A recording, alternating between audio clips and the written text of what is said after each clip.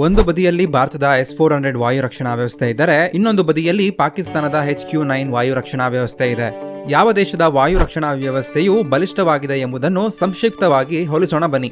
HQ-9 China ನಿರ್ಮಿತ ವಾಯು ರಕ್ಷಣಾ ವ್ಯವಸ್ಥೆ ಆಗಿದೆ, ಆದರೆ ವಾಸ್ತವದಲ್ಲಿ ಇದು ರಷ್ಯಾದ H-300ನ ಅಗ್ಗದ ಕಾಪಿಯಾಗಿದೆ.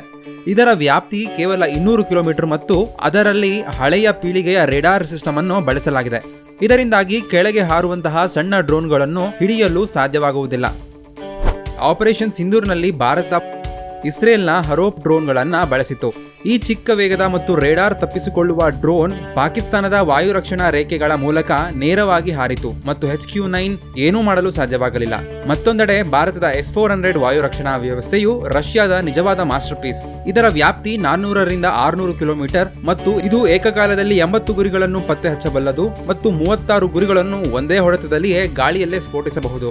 ಇದಕ್ಕಾಗಿಯೇ ಫಲಿತಾಂಶವು ಭಾರತದ ಪರವಾಗಿದೆ ಮತ್ತು ಈ ಹೋಲಿಕೆಯಲ್ಲಿ ಭಾರತದ S-400 ಬಹಳ ಮುಂದೆ ಇದೆ.